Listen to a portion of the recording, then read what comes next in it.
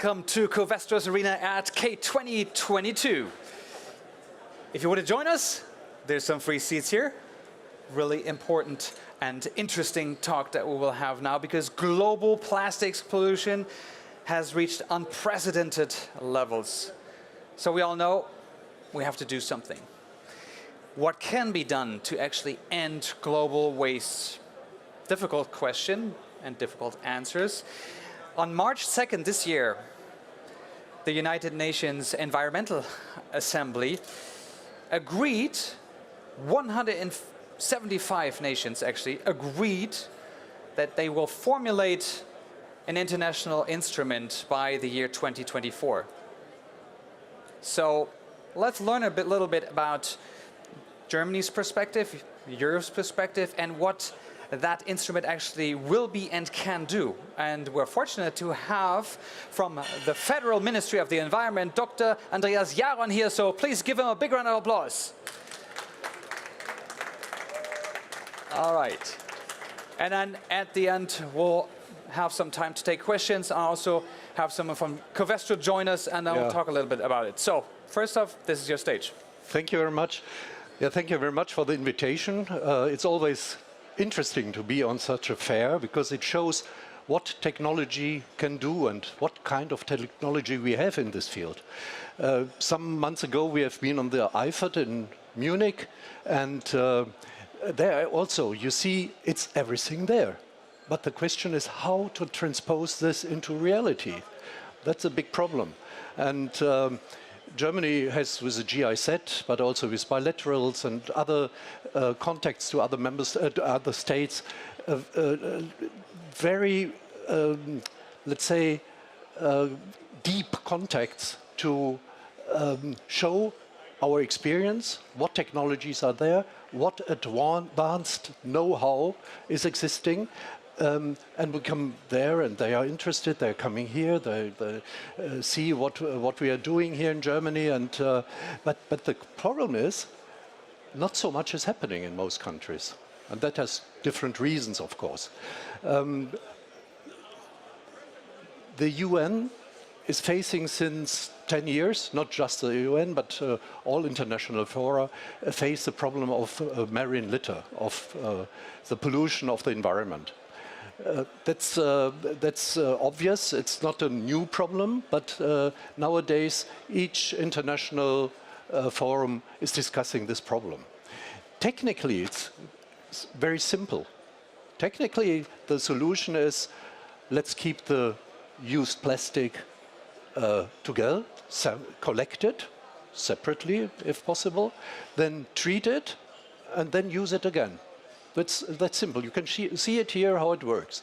But even in Germany, it's not possible to get everybody into such a system. So the question is, what can a treaty, you call it treaty, the UNEA, the United Nations Environment Assembly, decided to have an agreement. They said agreement. We will see whether it becomes a convention. Possibly not a treaty. Treaty is too concrete. It has concrete duties, concrete financial issues. But a convention like, for instance, the Paris Convention, we have others, Montreal Convention on ozone materials. We have a convention on ship recycling, the Hong Kong Convention. So there are several UN Convention on environmental issues, but the problem always is it, how much is it legally binding? It's of course legally binding for the states, but to implement it, to transpose the idea of such a convention is always a problem. You see, the Paris Convention says not more than 1.5 degrees until 2050. Problem, we reached already 1.5 degrees. And the point is that it's very difficult, politically, a big challenge, to bring the single entities, enterprises, consumers, municipalities, everybody who is dealing with energy into the right track. Politically, I think it's impossible to tell people they may not fly it anymore, or they should use smaller cars, or reduce the speed, or lower the temperature at home to 17 degrees or so. So that is a challenge. And the same challenge is with plastics. Energy and plastic, that are the motors of a modern society, of the economy. A world without plastic is not possible anymore. Not under the circumstances we know. Probably back to nature, but with 8 billion people on the world, difficult. So we need plastic. But we have to deal with plastic in a proper way. We know how it goes. We need the mechanisms to transpose this into reality. And I've been in 40 or 50 countries to check how does it work. And we always see when there is an economic benefit, then it runs. The informal sector in many countries is doing really a good job.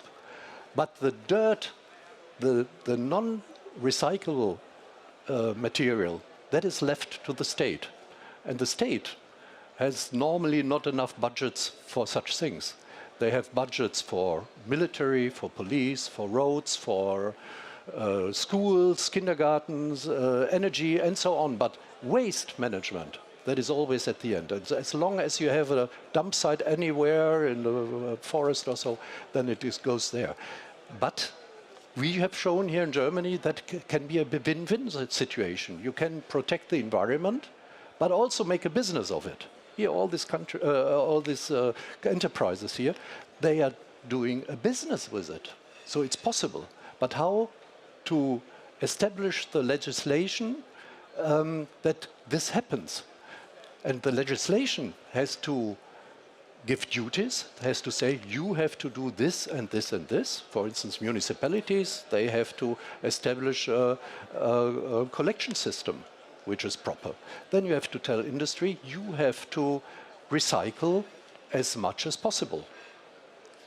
And you have to tell somebody, you have to pay for it. So that are the duties which are necessary everywhere. That is a common challenge. But the political will is necessary to reach this goal. And I can tell you, we here in Germany will have more duties like that in future. Chemical recycling is coming, so that is also a question of, it's not just a technical problem, it's also a financial problem, of course. It has to be paid by somebody. So if, and when we are coming to this 175 states of the UN, which you mentioned, then the situation is very different in all countries. And we hope, and it will be a big step, that we find common rules, a common understanding, probably also technical and know-how transfer issues, probably also financial issues, to support countries to go into this right direction. So how much time? I had 10 minutes, or I should... Some more. Some more? Yeah, okay. The process for such a treaty or agreement or convention is the following. You see a problem, and then there are some states who say, okay, let's try it. And then they try to convince other states to get into this procedure. And then you get an official decision of, in this case, of the UN Assembly of the Environment to negotiate. Negotiate means everybody is invited, member states, but also stakeholders, to discuss what can be the content of such an agreement. In our case, we think that member states should be obliged to establish systems which are going in the direction we have here as an example. Probably it has to be advanced in other countries because the situation is different. Climate, social circumstances, financial circumstances, they are different. But in principle, the way is clear. And that is what we try now from Germany, from our position. We were one of the 2 countries who started this process together with Norway. Other countries joined it. And our will is to support other countries to follow this, this necessary way to solve this pollution problem. Some say it's a plastic convention. My understanding is not that it's a plastic convention, it's a plastic pollution convention. A plastic convention would also tell how to produce plastic, how much fossil energy you may use, and efficiency questions, and so on. This is not, as far as I understand it, not the content of this agreement. Yeah, I'm waiting for your questions. All right. Thank you very much. So, I want to introduce you to one person that can share the industry and Covestro's perspective. So please give a big round of applause to Tara Nitz from Covestro. Tara. Hello. And please stay on stage.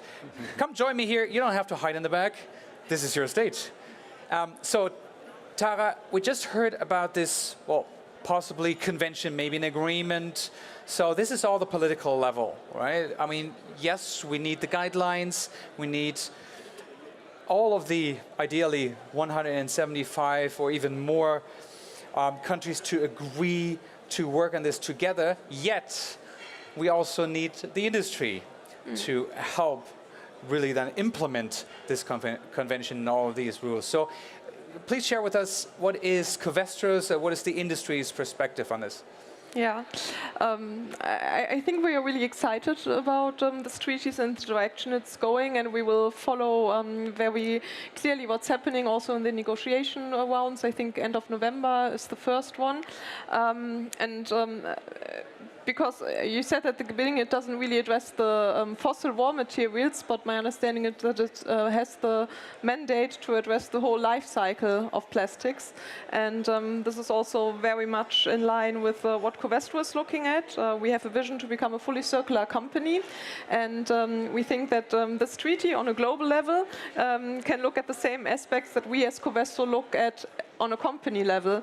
So how will we produce plastics in the future? How can we move away from fossil-based plastics to use waste, of course, as a raw material? That will deliver then also to end plastic waste, but also what other means are there. And also, as you said, learning from the experiences. So we have experiences in Germany, we have experiences in Europe, but also in other parts of the world.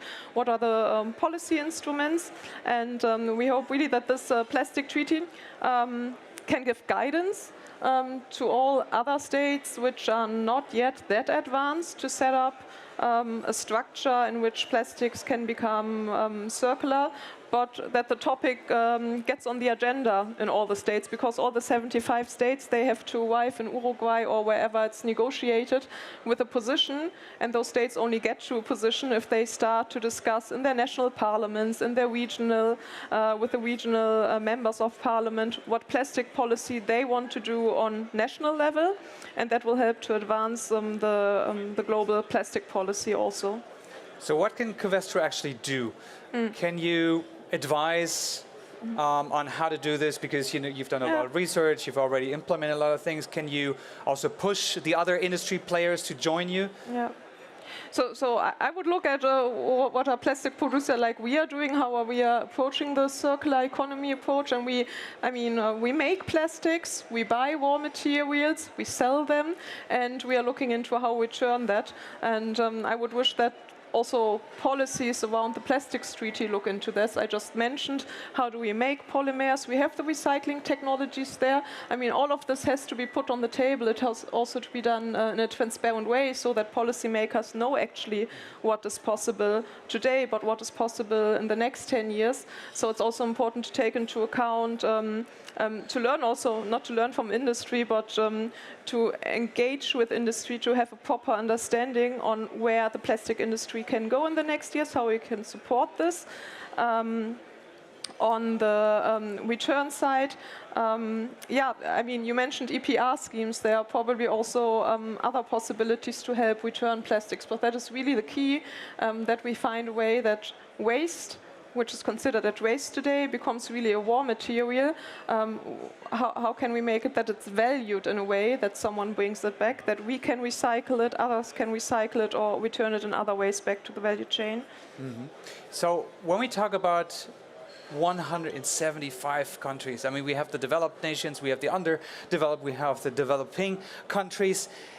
So what is the position of the German government in this, and what is the European perspective? And maybe you can share also what other big nations like United States or China, what their positions are when it comes to developing this convention. Well, we have a discussion in the EU, and the EU Commission has a mandate to negotiate for the member states. That the process is that we meet in Brussels, discuss what is the way forward for the next meeting, and then the Commission is negotiating. But there is always member states who support the Commission in this. I don't know about the position in US or in Japan, which are important. From my experience with other conventions, I know that US is always very, let's say, negative on these issues first.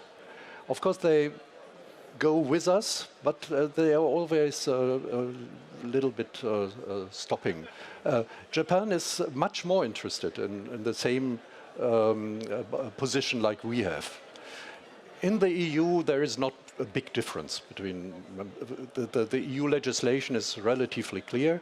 The situation in the member states concerning the capacities, the technologies, and so on is not the same. Our standards in Germany are, that's my feeling or my experience, is much higher, because in Germany you have to incinerate residual waste. That is not in all countries, just in 5 or 6 European countries. In other countries you can landfill. You can just dig a hole and put it in. Yeah. Yes.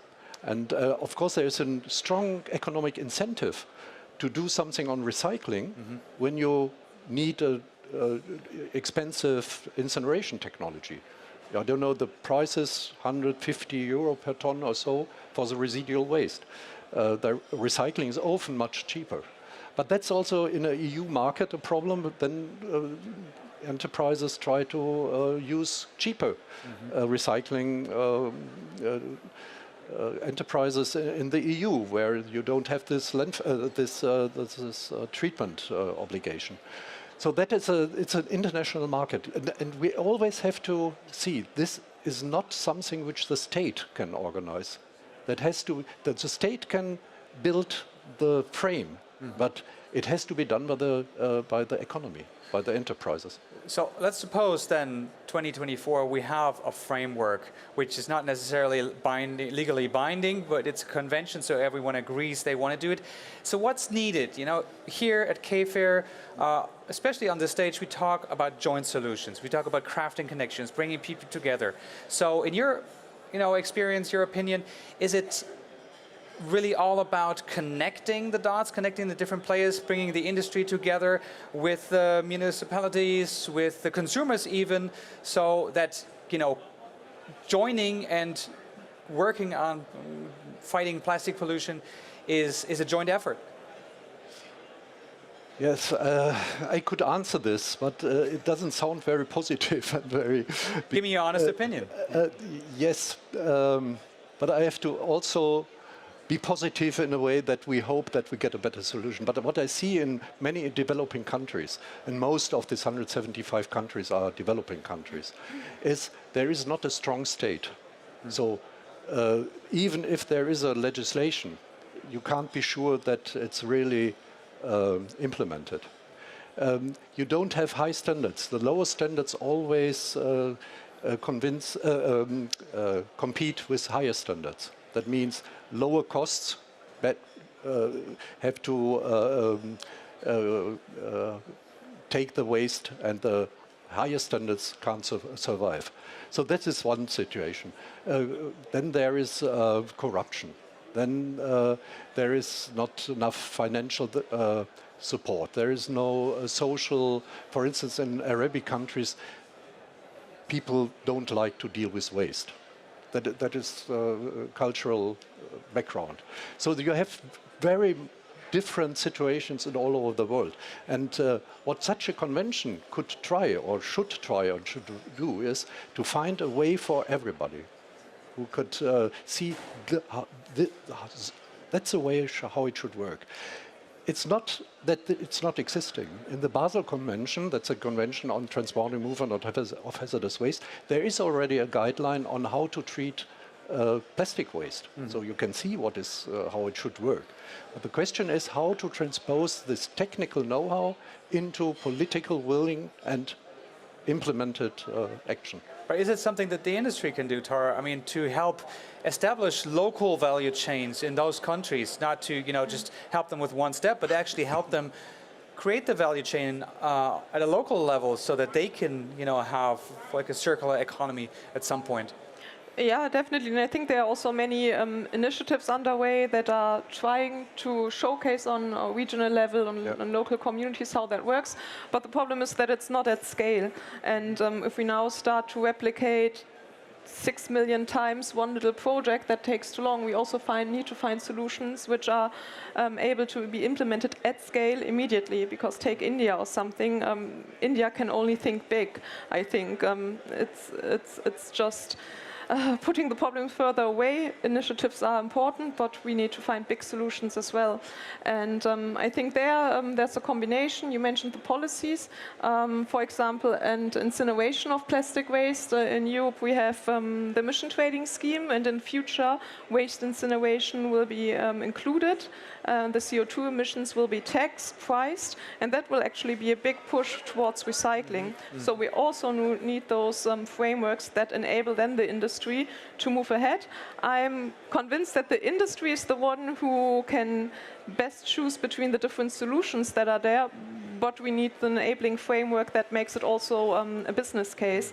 And then emissions are there, EPR schemes can be the methodology of choice. Yeah, it's a mix, I would say. And it's all connected, there's no single solution. So at this point, speaking about connected, I want to connect you to our speakers. Do you have any questions for them? And also for our online audience, if you have any questions, this is the time to put them in the comment field to ask them, because now we have a few minutes left. Any questions? And it comes to the plastics pollution convention. Well, then let me ask you another question, because you mentioned this briefly in your talk. Maybe we have to also start with education, with awareness, because many countries don't actually have an awareness for waste management in general. The term doesn't exist in these countries. So what can be done either on a political level or in connection with businesses like Covestro to educate local governments, to educate people there, to help them maybe also become founders, to start a business? Germany has a lot of such supporting initiatives. The GIZ is in nearly all countries existent. But it needs always the willingness of the country to be supported in cases. What we see is if we have initiatives like you mentioned, schools, kindergartens, universities, the people are really interested. They want to do something. They see the problem, and the question is why these examples can't be spread to everybody. That is a point which is interesting. We have a lot of projects in many countries showing to include the informal sector, for instance, how to build collection systems, for instance. That is all existing.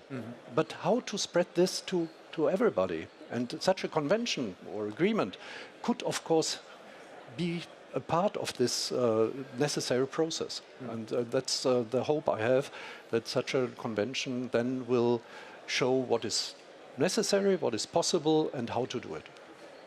I just wanted to add, because one thing I think which is often missing when you want to replicate something, or if you see an example there and want to do the same thing there, that we all don't speak the same language, that it's everyone understands slightly something different, and then that is where the problems begin, because you then do not copy-paste, you copy and you misunderstand something. And I think this is where the process can also help to bring us all on the same language in terms of definitions, in terms of standards, because once we are there, then we can go to the next step. And I think this is also something, I guess, some parts of the first work programs to think about, okay, what do we mean by waste, what do we mean by recycling, and so on, give some clarity on the language. That's one of the problems of such a fair. If you bring people here to see it, of course they are astonished, oh, what is possible? But when they come back home, it's not the advanced issue, the things they have. And industry is, the duty of the industry is not to go to developing countries to be a development assessment center or something like that. The duty of industry is to make money. But we had the state, the politicians, they have to establish this, the frame that industry, that informal sector and everybody can do a good job. So I'm going to ask again, do we have any questions to our speakers? So let me ask you, what is the current status quo with this whole process? You said 2024 is sort of the deadline, hopefully. Where do we stand right now, and what are the discussions? The normal process is that if you have such a decision, then the experts from the different countries meet. They establish first the cornerstones and the content, and then there is a discussion about that. Is everything in this what we propose, and there is a negotiation about, let's say, the direction. And then they start to discuss the single points. It's always experts who are doing it. It's not politicians, hopefully. But it's not just the civil servants from the ministry. It's including stakeholders, because also the civil servants, of course, don't do everything. So this is a process with many meetings, with many papers, with many emails. And so step by step, you get an agreement. Normally, 2 or 3 points are not solved. That's for the politicians, left to the politicians. For instance, how much money and such things. But this is normal. That is in all such negotiations the same. And at the end, you decide. And then you have a process to get this agreement working. That needs, it has to be signed in New York by, let's say, 2/3 of the states or of the assembly. Can be different. That is in each convention different. And at the end, then you have a convention which is in force. And then, let's hope, it becomes better. All right. So, few more minutes left. Wonderful. We have a question. I want to know what is your opinion about, in many countries in America and in Latin America, they are taking the governments the way to prohibit the plastic. Do you think that is the way, or I think the best form is recycling, but a lot of governments are taking the laws and for prohibited the plastic. I want to know your opinion about that.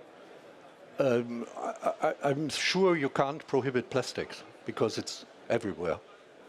Then you don't have a computer, you don't have a mobile phone, you have no cars, no nothing, clothes and so. So I'm not sure that this really is a idea.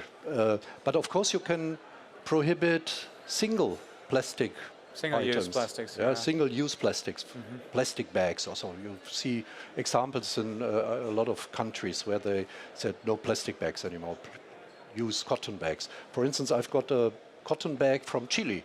I was in Chile and they gave me a cotton bag and I'm using it. It's good quality. I use it 100 times, 200 times, I don't know, endless. So, sorry, no plastic bag. Yeah. So that can be done. We have done it here in Europe. Single-use plastics are prohibited, or now we start that the producers of several single-use plastics, which are thrown into the environment, they have to pay for the cleaning of the environment. So there is another incentive to do something. I'm not sure whether that really works as an incentive, but it makes clear that it can't be that everybody who has to pay for this plastics. I'm sure you want to add something. Yes, please, very quickly. Because on this cap issue or phase-out issue, I think the question is really efficiency in material use, and we all need to become more efficient with all the materials that we use. If we look at planetary boundaries, and we know that this has to happen. With regards to plastics, as you rightly said, we have them everywhere, and we will have a growing demand on plastics. But the question is, and this is what we should talk about, how can we get to sustainable plastic, circular plastic, in terms of fossil-free plastics? And with that regard, because with fossil-free plastics we cannot also solve all the demand, and then look into where can we become more efficient. And I think this is the right question to look at, also from industry perspective. Very well said. All right. Thank you so much. Thank you, Dr. Jaron. Thank you, Tara, for sharing your insights. I think we always realize that it is a question of coming together, having a joint solution. There's not this silver bullet that solves it all, this one solution. So let's keep looking at solutions together. Thank you for joining us. Next, we'll be here at 3 p.m. So join us if you have time. We're always looking forward to having you as an audience. Thank you. This is your applause. Thank you.